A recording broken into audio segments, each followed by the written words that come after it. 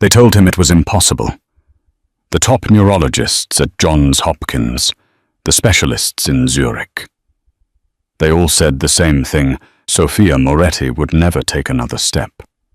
Her father, Lorenzo Moretti, the most feared capo in New York, had enough money to buy nations.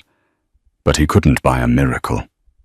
He had resigned himself to a life of cold vengeance and a paralyzed daughter. That was until the new maid arrived. She wasn't just there to clean. She was hiding a secret that could heal his daughter or get them all killed.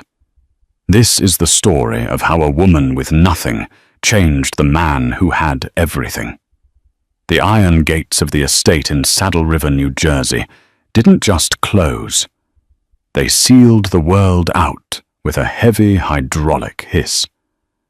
Clara Holloway sat in the back of the blacked-out SUV, her hands folded tightly in her lap to stop them from trembling.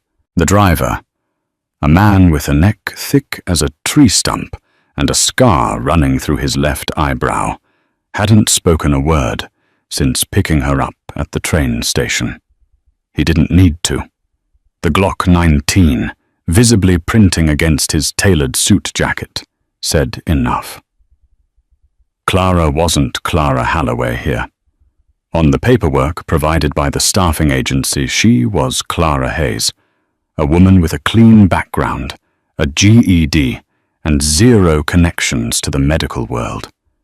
If these men knew who she really was, or rather what she used to be before the scandal at Mount Sinai Hospital destroyed her life, she wouldn't be getting a job. She'd be getting a shallow grave. "We're here," the driver grunted. The mansion was less of a home and more of a fortress. Victorian architecture reinforced with bulletproof glass and surveillance cameras that pivoted like predatory birds.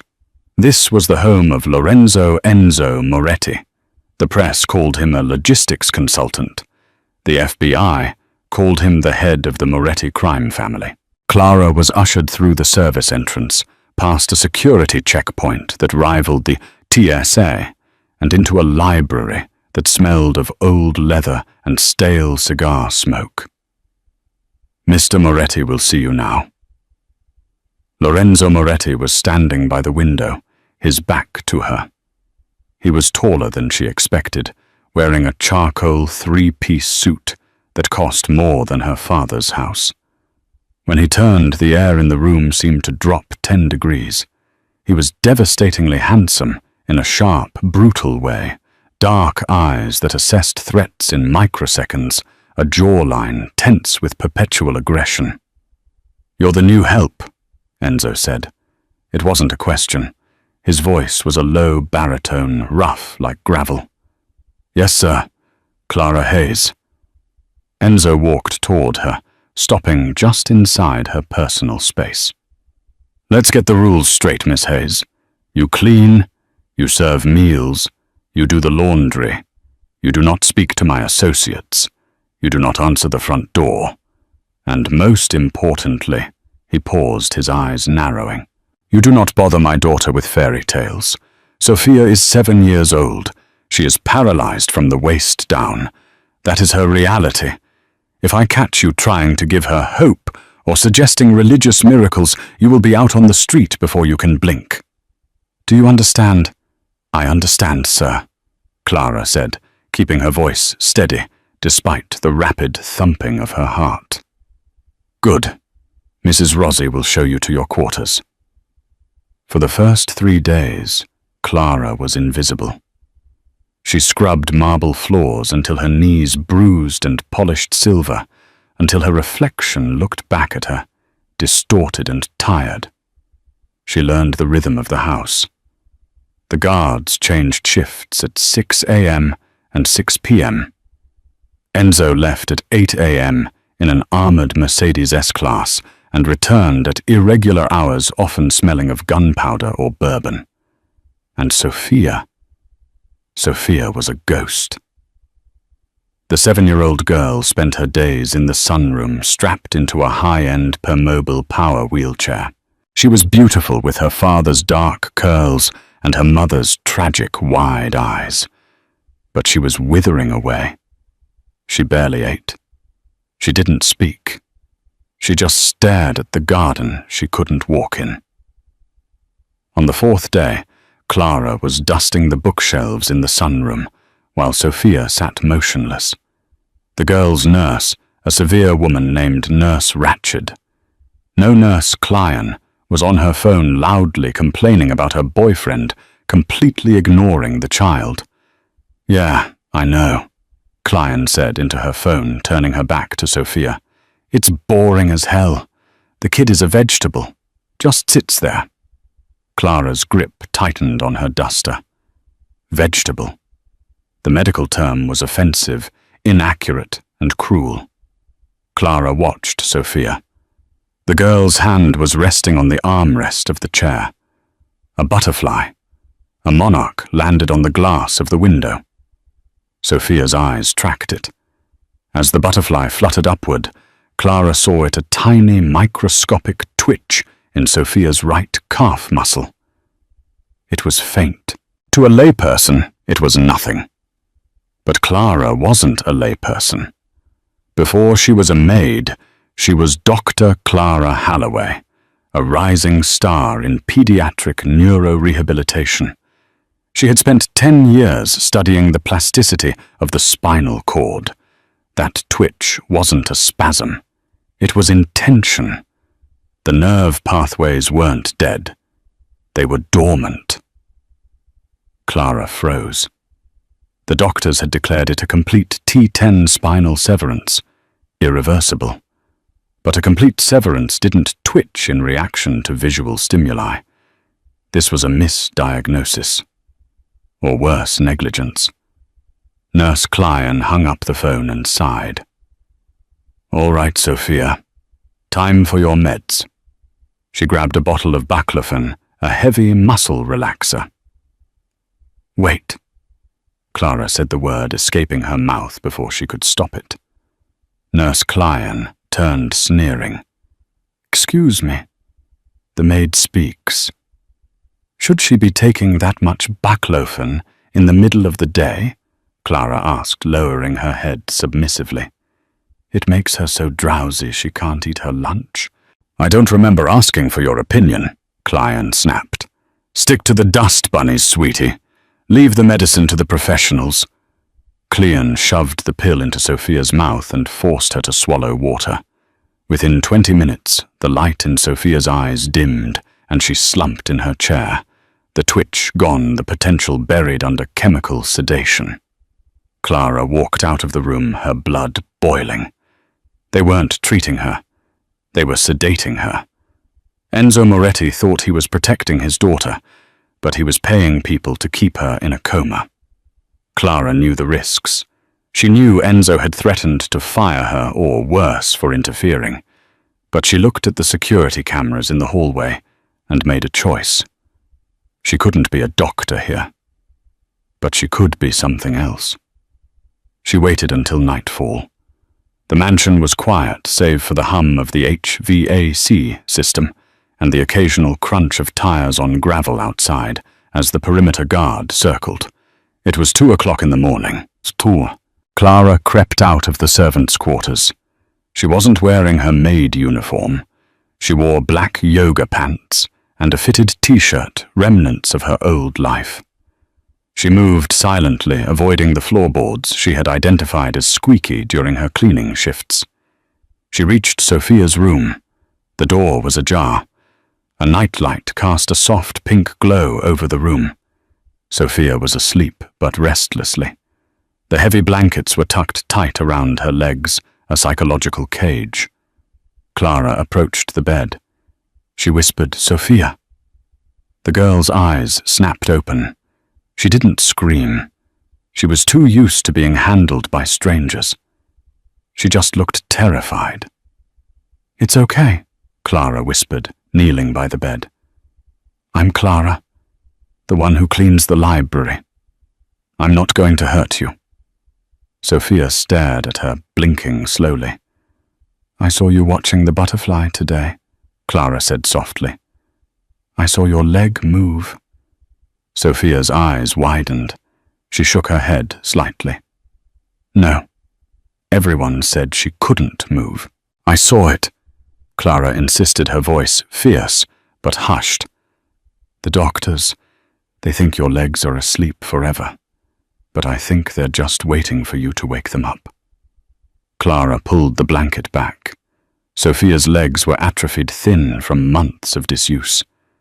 Clara placed her hands gently on Sophia's ankles. I'm going to press on a spot near your ankle. Tell me if you feel anything. Not pain, just pressure. Clara found the posterior tibial nerve. She applied specific targeted pressure, a technique she had published a paper on 3 years ago. Sophia gasped. You felt that? Clara asked. Sophia nodded, tears welling in her eyes. It tingled. Clara's heart soared. Sensation. The cord wasn't severed.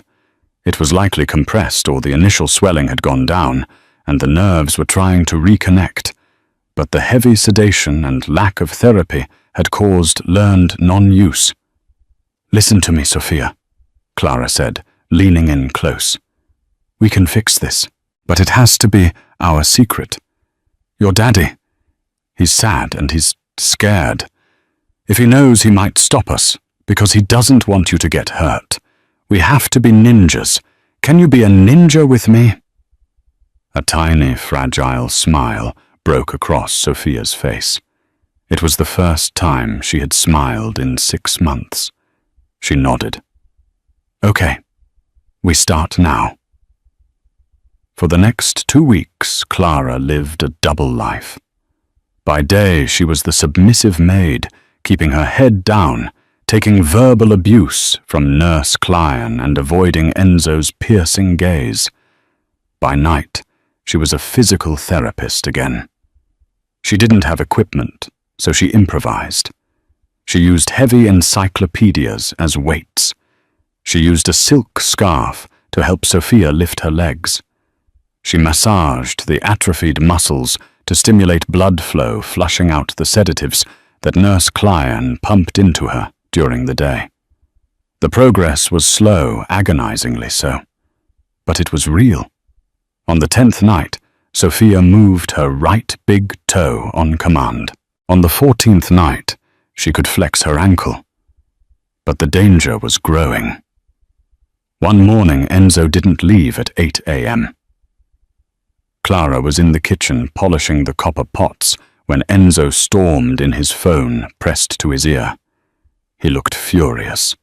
He slammed a file onto the marble island, startling Clara. I don't care what the leverage is, Stefano. Enzo roared into the phone. The shipment was light. Find out who skimmed off the top, or I will bury them in the foundation of the new casino.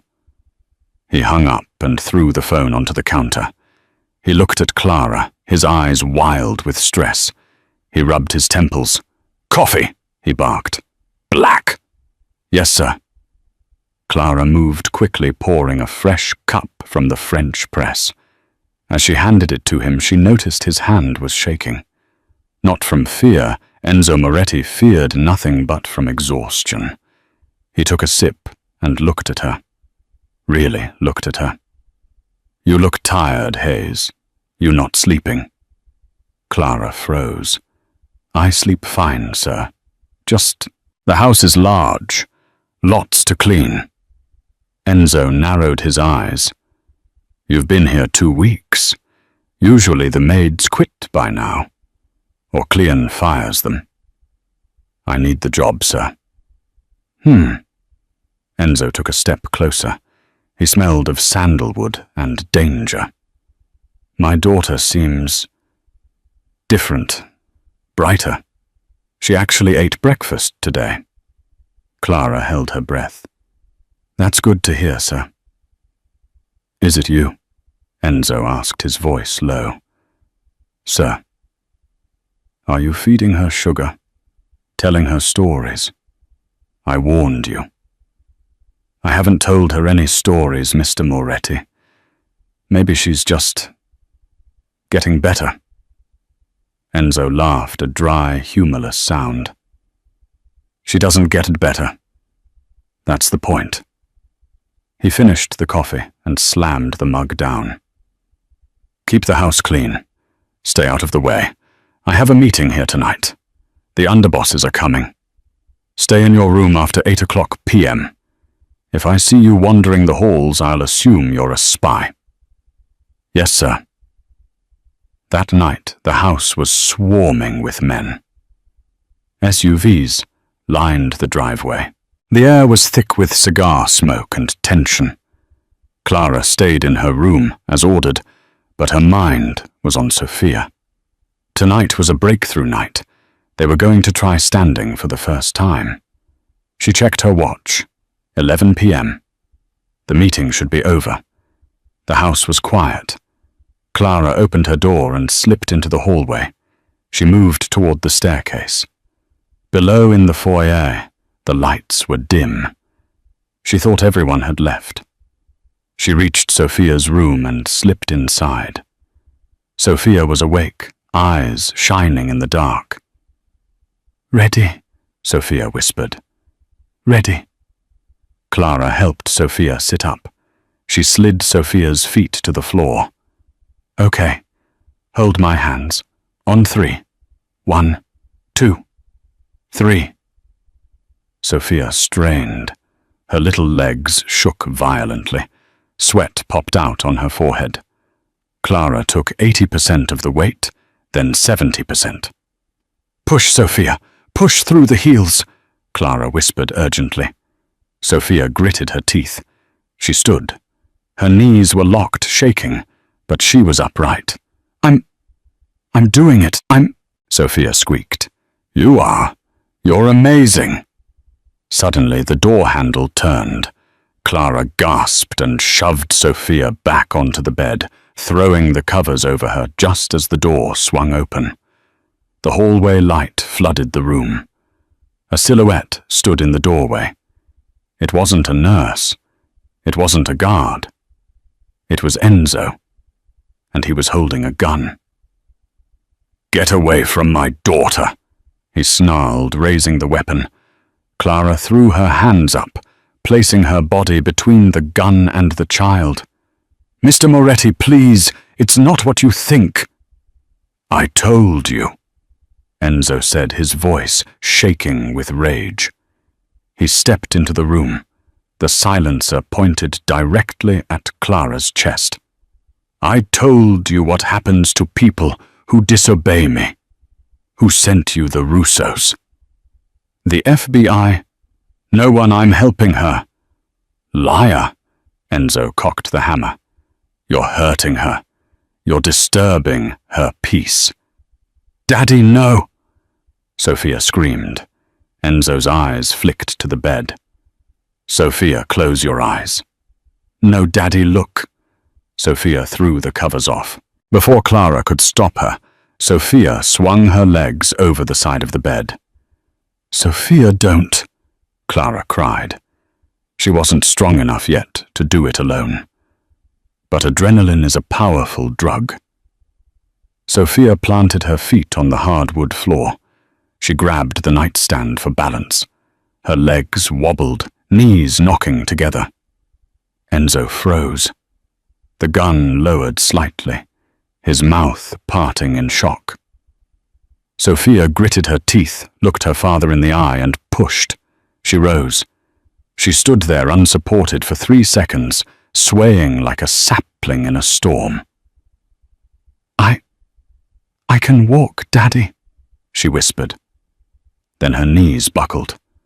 Clara lunged forward and caught her before she hit the floor, cradling the child in her arms. Silence. Absolute, suffocating silence. Enzo dropped the gun. It hit the floor with a heavy thud. He fell to his knees, crawling across the room until he was right in front of them. He reached out a shaking hand, touching Sophia's leg, then her face. "Sophia." He choked out, tears streaming down his face, the first tears he had shed since his wife died. He looked up at Clara. The rage was gone, replaced by a confusion so deep it looked like pain. "Who are you?" Clara held Sophia tight, looking back at the most dangerous man in New York. "My name isn't Clara Hayes," she said softly. "And we need to talk." The silence in the bedroom was broken only by the heavy, shuddering breaths of Lorenzo Moretti. He was still on his knees staring at his daughter's legs as if they were holy relics. "Get up," Enzo said finally. His voice was devoid of emotion, terrifyingly flat. He stood up, wiping his face with the back of his hand, instantly composing himself back into the cold, untouchable dawn. He pointed the gun at the floor, but he didn't put it away. "Sophia, go to sleep. We will talk in the morning." "But Daddy—" "Sleep. Now!" He turned to Clara. "Library. Move!" Clara followed him. Her legs felt like lead. She knew she had just saved his daughter. But she also knew men like Enzo didn't like surprises, and they didn't like liars. In the library, Enzo poured 2 fingers of amber liquid into a crystal glass. He didn't offer her any. He sat behind his massive mahogany desk, placing the gun atop a stack of files. "Start talking," he said. "And if I detect a single lie, you won't leave this room." Clara took a deep breath. She straightened her spine. She wasn't a maid anymore. "My name is Dr. Clara Holloway. Until 8 months ago, I was the chief of pediatric neurosurgery at Mount Sinai." Enzo's eyes flickered. He recognized the name. Holloway. The Angel of Death scandal. Clara flinched. The media had been cruel. That's what the tabloids called me. I performed a high-risk spinal reconstruction on the son of Senator Sterling. The surgery was a success. But 2 days later, the boy died of an embolism. The toxicology report showed a lethal dose of heparin in his system. "You overdosed a senator's son?" Enzo asked, raising an eyebrow. "I didn't," Clara said, her voice shaking with suppressed rage. "I prescribed the correct dosage. Someone changed the charts. Someone swapped the IV bags. I tried to prove it, but the hospital needed a scapegoat to avoid a lawsuit from the senator. They fired me. They stripped my license. The medical board blacklisted me. I lost my home, my savings, my reputation. No one would hire me. So, I became Clara Hayes." Enzo studied her. He was a human lie detector, a man who survived by reading micro-expressions. He saw the pain in her eyes, but more importantly, he saw the conviction. "Why are you here?" he asked. "Why my house?" "I needed a job where no one would look for Dr. Holloway. And when I saw Sophia, when I saw her chart..." Clara stepped forward, her fear replaced by professional indignation. "Mr. Moretti, your daughter's spinal cord was not severed. It was bruised. She suffered from spinal shock, followed by severe atrophy. But the doctor you hired, Dr. Ahris, and that nurse, Klein, what about them?" Enzo's voice dropped an octave. "They have been keeping her sedated. The baclofen dosage was 3 times the recommended limit for a child her weight. They weren't treating her. They were keeping her quiet so they could collect a paycheck without doing any work. It is medical malpractice, and frankly it borders on torture." Enzo went very still. The temperature in the room seemed to plummet. He picked up his phone. He dialed a number. "Luca," Enzo said into the phone. "Bring Nurse Klein to the basement. Do not let her leave the property. And find Dr. Ahris. I don't care if he's in the Hamptons. Bring him to me." He hung up. He looked at Clara. "You say you can make her walk." "I can't promise a marathon," Clara said honestly. But she stood up tonight, with aggressive physical therapy, hydrotherapy, and the removal of those sedatives. Yes, she can walk. Enzo stood up. He walked around the desk and stopped in front of her. For the first time, he didn't look at her like a servant. He looked at her like an asset. "You are no longer the maid," Enzo declared. "You are Sophia's private physician. You will have whatever equipment you need. You will have a budget. You will move into the guest suite next to Sophia's room." "Thank you, Mr. Moretti." "Don't thank me yet," Enzo said, his eyes dark. "Because if you fail, or if I find out you had anything to do with that senator's son dying, I will make your life very short. We have a deal." Clara looked at the gun on the desk, then at the man who would do anything for his daughter. "We have a deal." 3 months passed. The transformation of the Moretti estate was absolute. The sunroom, once a place of stagnant depression, had been converted into a state-of-the-art rehabilitation center. Parallel bars, resistance bands, and a heated hydrotherapy pool had been installed. Sophia Moretti was a fighter.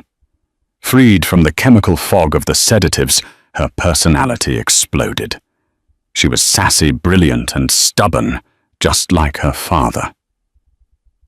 "Come on! Sophia, pick up the knees!" Clara shouted, clapping her hands. Sophia was in the parallel bars, sweat dripping down her nose. She wore custom-made leg braces. "I hate this," she grunted. "I know you hate it. Do it anyway." Sophia groaned, but she took another step, then another. She reached the end of the bars and looked up. Enzo was standing in the doorway. He had come home early. He leaned against the doorframe watching them. The hard lines of his face had softened over the last few months. He wasn't wearing his suit jacket, and his tie was loosened. "Good form," Enzo said. Sophia beamed. "Daddy, did you see I did 10 laps?" "I saw," Enzo said, walking over. He kissed the top of her head. "Go get cleaned up." Mrs. Rossi made lasagna. As Sophia was wheeled away by a new, much kinder nurse named Beatrice, Enzo turned to Clara. "You look tired," he said. It was the same thing he had said months ago, but the tone was different. It wasn't an accusation. It was concern. "It's a good tired," Clara said, wiping her forehead with a towel. She felt self-conscious. She was wearing yoga pants and a tank top, her hair in a messy bun. Enzo looked like a GQ model, even after a day of running a criminal empire. "Join me for a drink?" Enzo asked. It was the first time he had invited her to spend time with him outside of discussing Sophia's medical charts. They sat on the terrace overlooking the expansive gardens. The sun was setting, painting the sky in violent shades of purple and orange. Enzo poured her a glass of vintage Barolo. "I looked into your case," Enzo said, suddenly. Clara froze her glass halfway to her mouth. "My case. Senator Sterling's son. I have friends in the digital forensics world." Enzo swirled his wine. "They found the deleted logs from the hospital server. The orders to change the medication didn't come from your terminal. They came from the hospital administrator's override code." Clara felt the tears prick her eyes. "I knew it, but I couldn't prove it." "You couldn't. I could." Enzo took a sip. The administrator had a sudden gambling debt paid off 2 days after the boy died, paid by a shell company linked to Senator Sterling's political rival. It was a hit. The boy was collateral damage to ruin the senator's re-election. You were just the fall guy. Clara stared at him. The weight that had been crushing her chest for a year suddenly lifted, leaving her light-headed. "You found proof." "I have the logs on a drive," Enzo said calmly. "I sent a copy to the FBI anonymously this morning. By tomorrow, your name will be cleared. You can go back to being Dr. Halloway. You can work at any hospital in the world, Ghoul. Clara looked at him.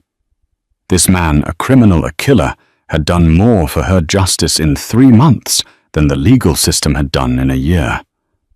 Why? She whispered.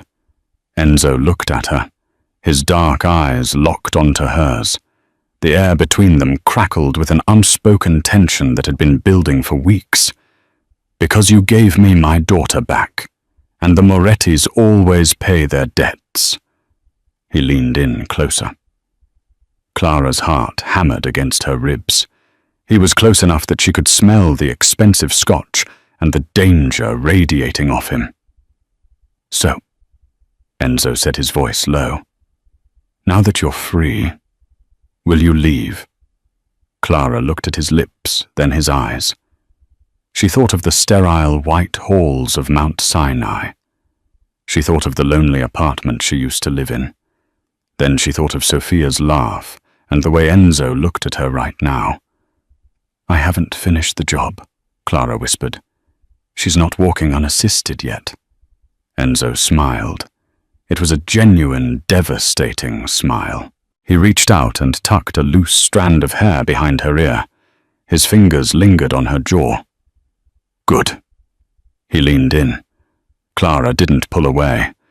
Their lips were inches apart. Boom! The explosion shattered the evening. The front gates of the estate erupted in a fireball of twisted metal and concrete. The ground shook. Car alarms began to wail instantly.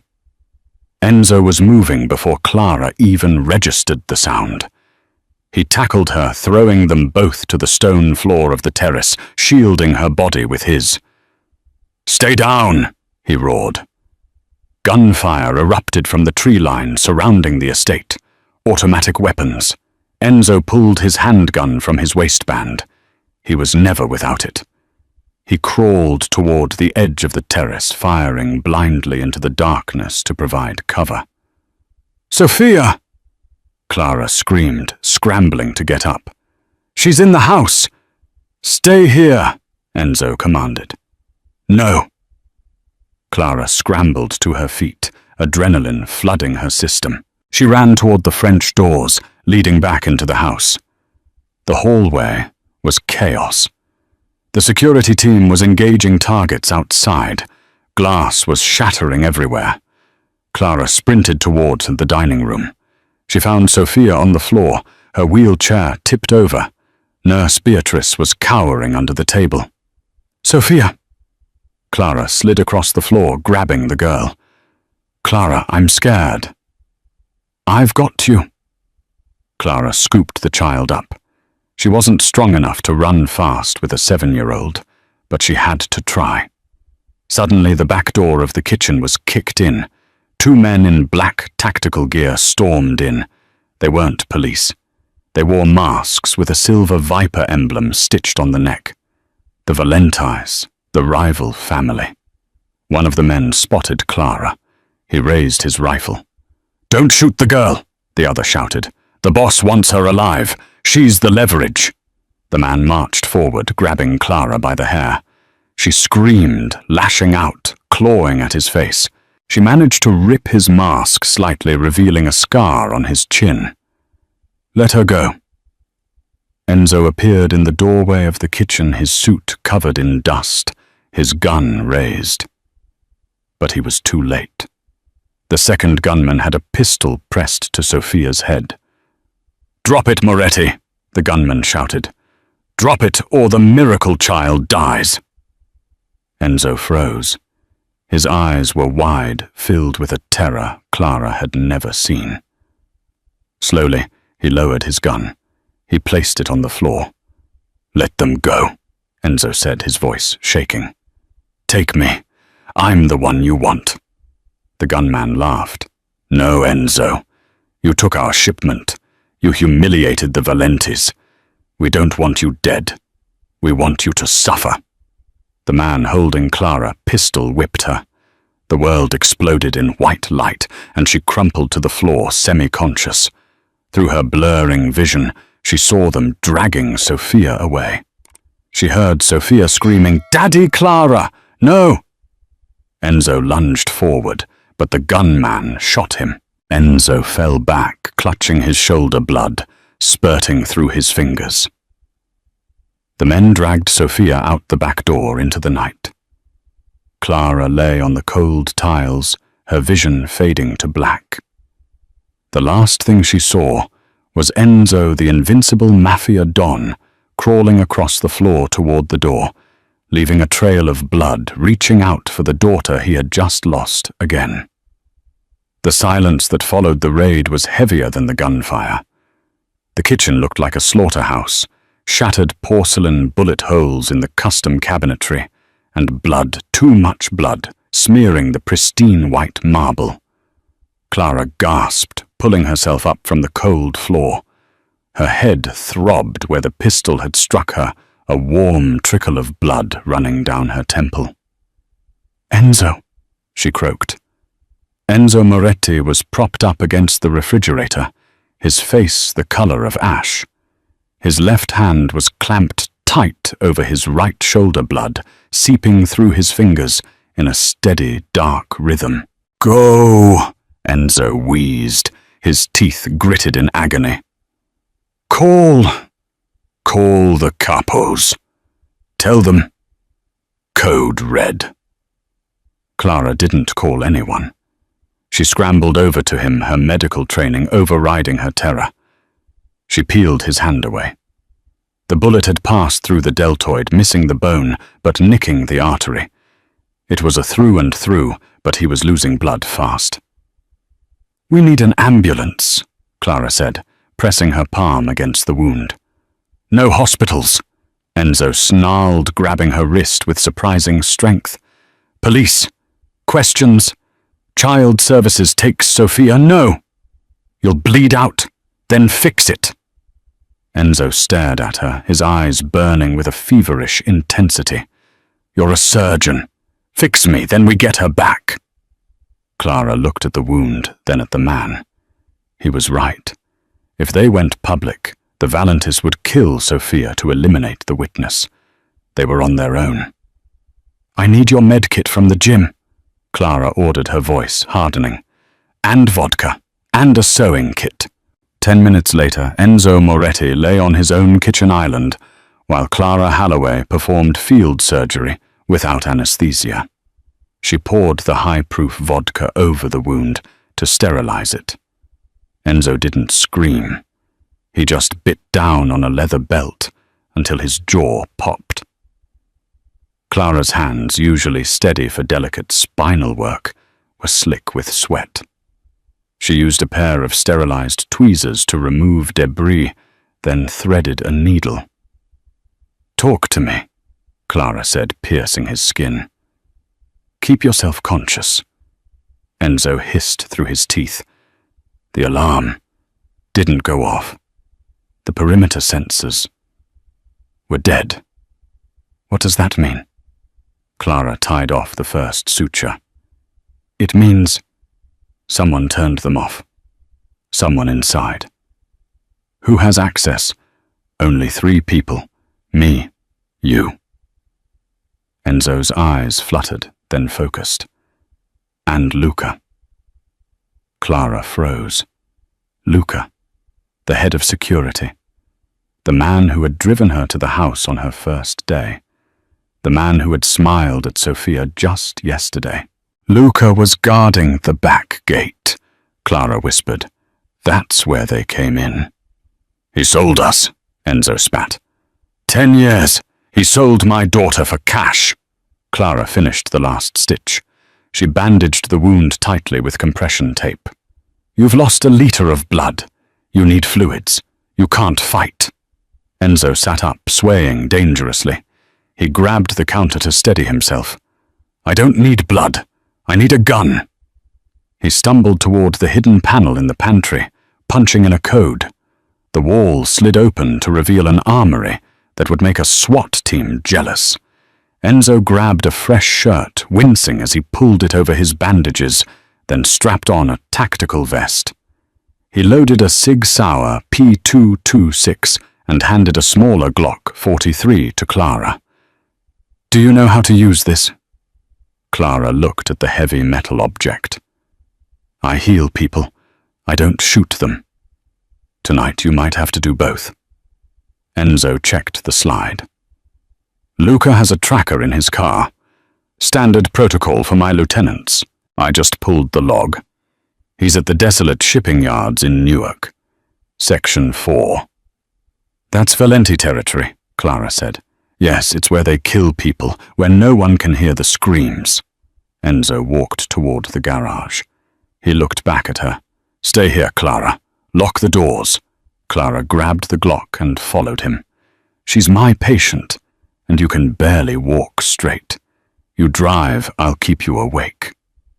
"But I am coming." Enzo looked at her for a long second. He saw the fire in her eyes, the same fire that had made her defy him to heal his daughter. He nodded once. "Get in the car." The Newark shipping yards were a graveyard of rusted metal and industrial decay. The fog rolled in off the bay, thick and smelling of salt and diesel.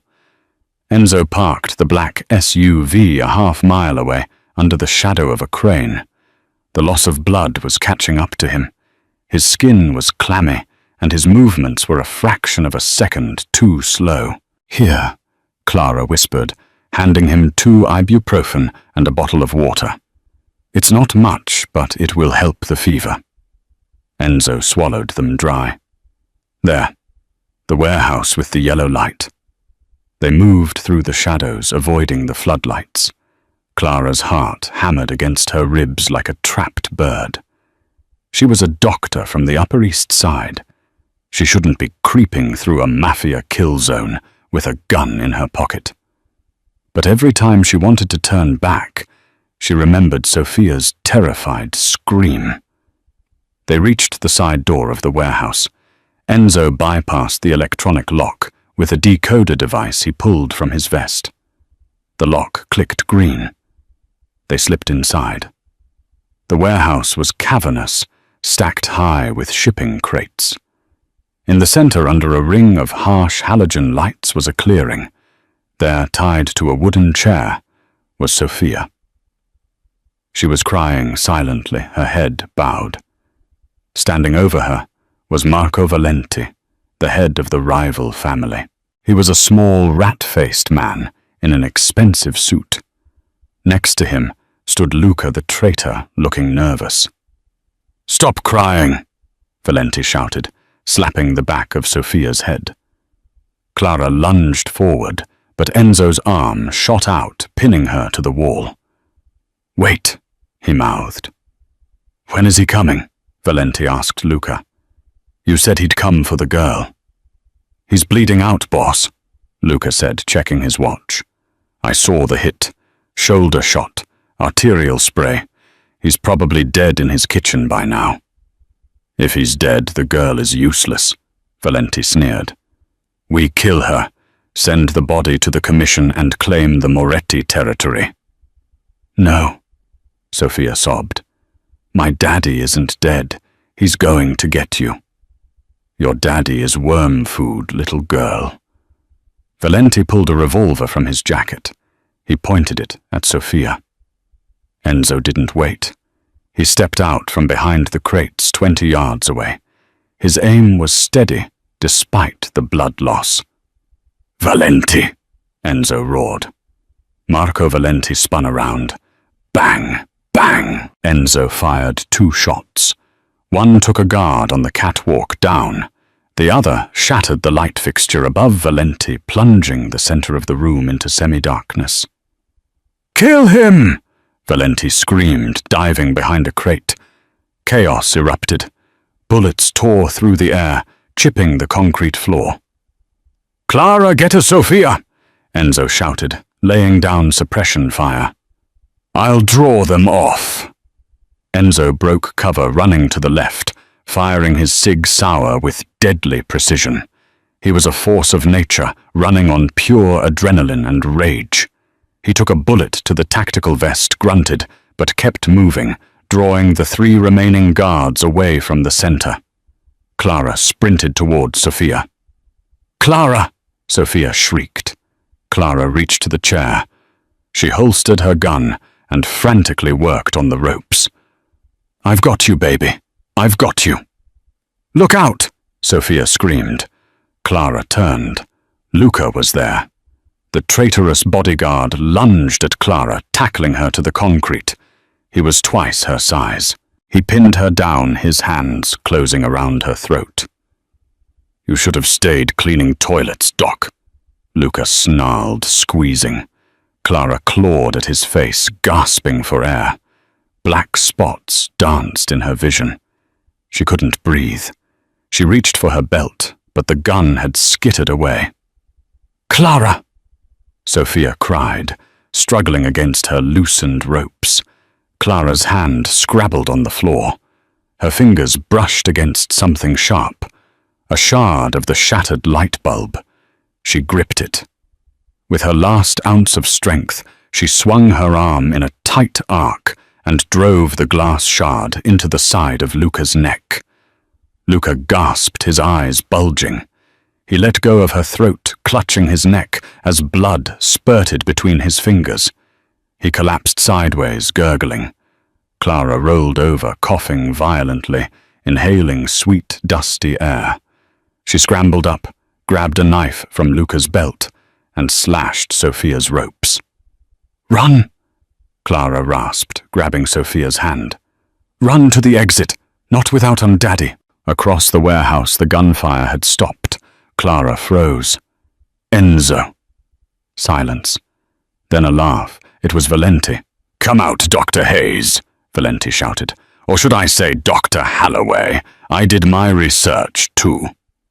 Clara stepped out from behind the crates, pulling Sophia behind her. In the center of the room, Enzo was on his knees. He had run out of ammo. 2 guards had their rifles trained on him. Valenti stood over him, pressing the barrel of his revolver against Enzo's forehead. Enzo looked bad. His bandages had soaked through. He was pale, sweating profusely. He looked at Clara and shook his head slightly. "Don't come out. Let him go." Clara said, her voice shaking but loud. She raised the Glock she had recovered from the floor. Her hands were trembling. "Drop the gun, sweetheart," Valenti smiled. "Or I paint the floor with his brains." Clara hesitated. "Do it." Valenti cocked the hammer. Clara slowly lowered the gun. She kicked it away. "Good," Valenti sneered. "Now bring the girl here. We're going to have a little family reunion before I end the Moretti line for good." Clara walked forward, Sophia clutching her hand. She looked at Enzo. He looked defeated, his eyes full of apology. "I failed you," his eyes said. But Clara wasn't looking at his eyes. She was looking at his hand. It was resting on his thigh, inches away from a hidden boot knife she knew he carried. She needed a distraction. She needed 1 second of confusion. Clara looked at Valenti. "Wait, you don't want to kill him yet?" "Oh." Valenti raised an eyebrow. "Why not?" "Because," Clara said, her mind racing, "he doesn't have the codes to the offshore accounts. I do." Valenti paused. Greed flickered in his eyes. I'm the one who handles the medical trusts," Clara lied, stepping closer. $50 million in bearer bonds, in a Swiss account. If you kill him, the biometric lock seals it forever. But I know the bypass. It was complete gibberish. But greed makes men stupid. Is that true? Valenti looked down at Enzo. Enzo didn't hesitate. He played along. "Don't tell him, Clara," he shouted, feigning panic. Valenti laughed. Well, looks like the Maid is the golden goose." He turned his gun slightly away from Enzo's head, pointing it toward Clara. "Tell me the code." "Come closer," Clara whispered. Valenti took a step toward her. That was the mistake. Enzo moved. It was a blur of motion. He snatched the boot knife, surged upward, and drove the blade into Valenti's thigh.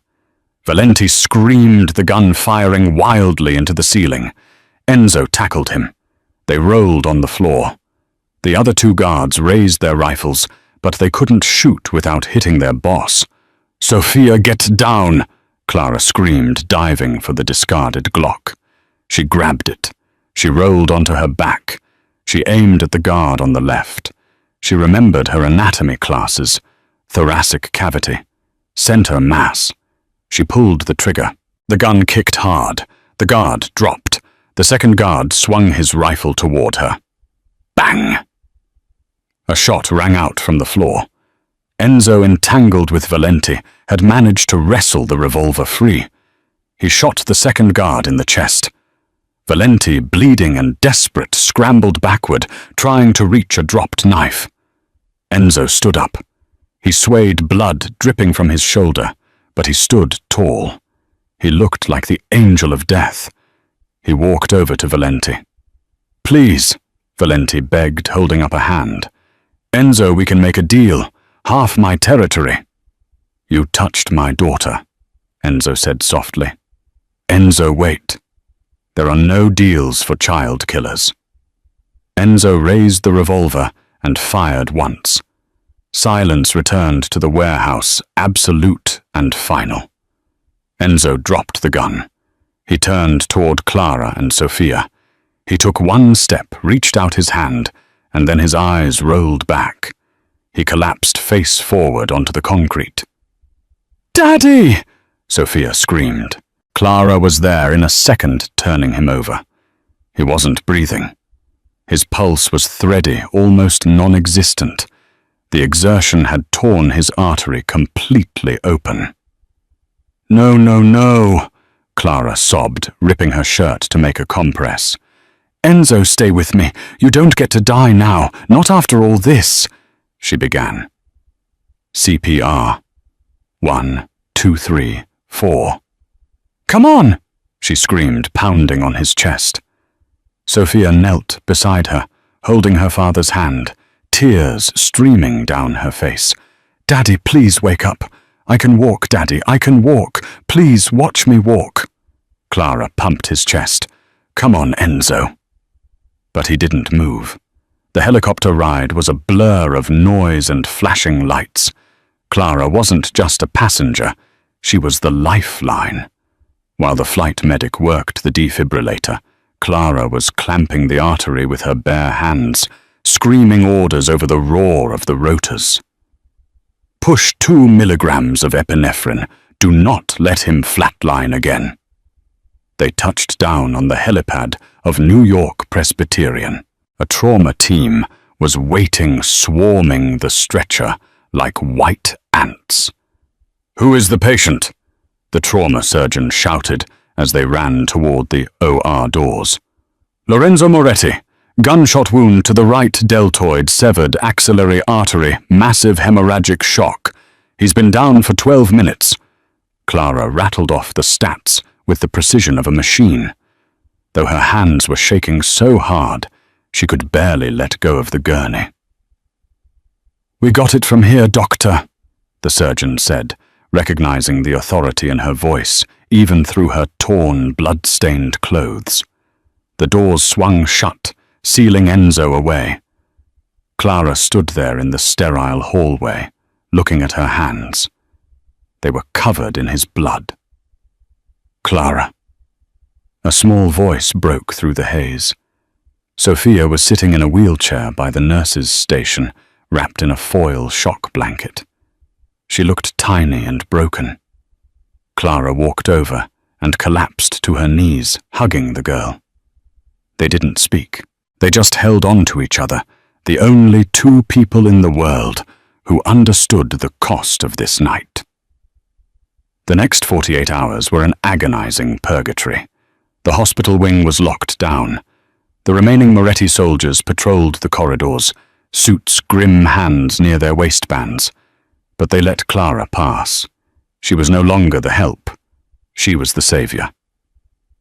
Clara sat by Enzo's bedside in the ICU. He was hooked up to a ventilator, a web of tubes keeping him tethered to the living world. He looked pale, almost translucent, but the rhythm on the monitor was steady. Beep, beep, beep. She held his hand. "You promised," she whispered to his unconscious form. "You said Morettis always pay their debts. You owe me a life, Enzo. Wake up and pay it." On the third morning, the sun was streaming through the blinds, hitting the linoleum floor.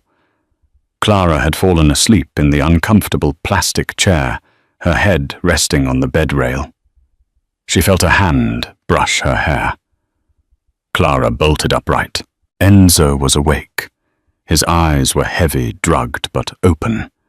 He was looking at her with an expression of pure exhaustion and something else, something softer. "You?" Enzo rasped, his throat dry from the intubation tube that had just been removed. "You talk in your sleep." Clara let out a sob that was half laugh, half cry. She grabbed a cup of ice chips and fed him one. "And you sleep too much." Enzo swallowed the ice. He looked around the room, then panic flickered in his eyes. "Sophia, she's safe," Clara promised, squeezing his hand. "She's with Mrs. Rossi in the family waiting room. She's walking, Enzo. She walked into the hospital to see you yesterday." Enzo closed his eyes, a single tear leaking out. He took a deep breath, his chest heaving with emotion. "And Valenti?" "Dead," Clara said, her voice hard. "The police ruled it self-defense. My testimony cleared you. The Valenti family has dissolved. You won." Enzo looked at her. He squeezed her hand, his grip weak but determined. "I didn't win. We won." He pulled her closer. Clara leaned in, resting her forehead against his. "I know who you are now, Clara," Enzo whispered. "Not Dr. Hayes, not just Dr. Halloway. You are the woman who saved my soul." "I was just doing my job," she whispered back. "No," Enzo said. He turned his head and kissed the palm of her hand. "You were doing what a mother would do." The word hung in the air, heavy and sweet. 1 year later. The garden of the Saddle River estate was in full bloom. It was no longer a fortress. The high walls remained, but the gates were open. Music floated through the air, a string quartet playing Vivaldi. Tables were set with white linens and crystal. The elite of New York were there, but not just the underworld figures. Doctors, politicians, and neighbors mingled with the men in sharp suits. Clara stood on the terrace, smoothing the skirt of her silk dress. It was ivory, simple, but elegant. She wore a necklace of sapphires, Enzo's gift. Nervous? Enzo stepped up behind her, wrapping his arms around her waist. He wore a tuxedo that fit perfectly, his shoulder fully healed, though a scar remained a reminder of the night everything changed. "A little," Clara admitted, leaning back into him. "It's a big day." "It's just a party," Enzo teased, kissing her neck. "It's not just a party. It's the opening of the foundation." They looked out at the lawn. A banner hung between 2 oak trees, the Sophia Moretti Foundation for Pediatric Spinal Recovery. And there in the center of the lawn was the miracle. Sophia, now 8 years old, was running. She wasn't fast, and she wore lightweight carbon fiber braces on her lower legs. But she was running. She was chasing a golden retriever puppy, laughing, her dark curls bouncing in the sunlight. There was no wheelchair in sight. She tripped on the grass and fell. Clara gasped and started to move forward, but Enzo held her back. "Wait," he whispered. "Watch." Sophia didn't cry. She didn't look for help. She placed her hands on the ground, pushed her knees up, and stood. She brushed the grass off her dress, yelled "Gotcha!" at the dog, and kept running. Enzo smiled, a look of profound peace on his face that Clara had never thought possible when she first walked into his library. "She doesn't need us anymore," Enzo said. "She'll always need us," Clara corrected. "Just differently." Enzo turned Clara around to face him. The dangerous Don was gone, replaced by a man who had everything he ever wanted right in his arms. "I have a new contract for you," Enzo said, reaching into his pocket. "Oh, is the pay good?" Clara smiled. "The pay is terrible," Enzo said, his eyes twinkling. "Long hours, difficult boss, no vacation days, and you have to deal with a very stubborn teenager eventually." He dropped to one knee. The chatter in the garden died down as guests realized what was happening. Sophia stopped running and covered her mouth with her hands, grinning. Enzo pulled out a velvet box. Inside sat a diamond that caught the sunlight, fracturing it into 1,000 rainbows. "Clara Holloway," Enzo said, his voice ringing clear across the silent garden. "You walked into the lion's den and tamed the beast. You gave my daughter her legs, and you gave me my heart. Will you marry us?" Clara looked at him, then at Sophia, who was giving her 2 thumbs up from the lawn. She looked back at the man who had been a villain, a protector, and now her love. "Yes," Clara whispered, tears spilling over. "Yes, I will." Enzo stood and kissed her a deep, passionate kiss that sealed the promise. The garden erupted in applause. Sophia ran over on her own 2 feet and hugged their legs, burying her face in the folds of Clara's dress. As the sun set over the estate, casting long golden shadows across the grass, Clara realized that the cage was gone. They were free, and for the first time in a long time, the future wasn't something to fear. It was something to run toward, and that is the incredible story of The Silent Step. Who would have thought that a disgraced doctor and a dangerous Mafia don could find salvation in each other? It just goes to show that sometimes the people who are broken are the best at fixing each other.